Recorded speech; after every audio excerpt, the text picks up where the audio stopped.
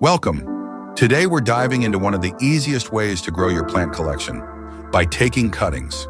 With just a few simple steps, you can multiply your favorite plants right at home. Let's get started. First, you'll need some basic tools: clean scissors or pruners, a container of water or potting mix, and optional rooting hormone. Preparing a clean, healthy cutting is key to success, so make sure your tools are sanitized. Here are 10 popular plants that are perfect for propagation by cuttings.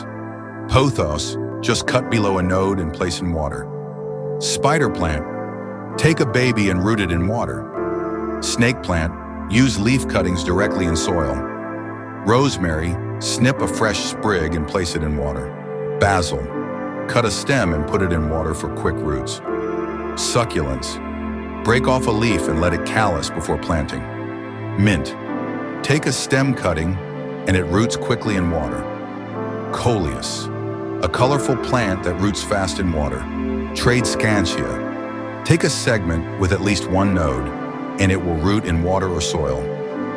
Fiddle leaf fig, a bit trickier, but with patience, you can root a stem cutting in soil. For most plants, rooting is straightforward. Place the cutting in water, ensuring any leaves stay above the waterline. Position them in a bright spot, but avoid direct sunlight. After a few weeks, roots should start to form. When roots are a few inches long, transplant into potting soil.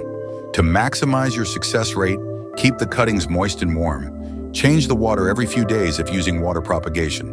And remember, some plants may take longer than others, so patience is key. That's it. 10 plus easy plants to grow by cuttings. With these tips, you'll have a thriving, green space in no time. Thanks for watching and happy growing.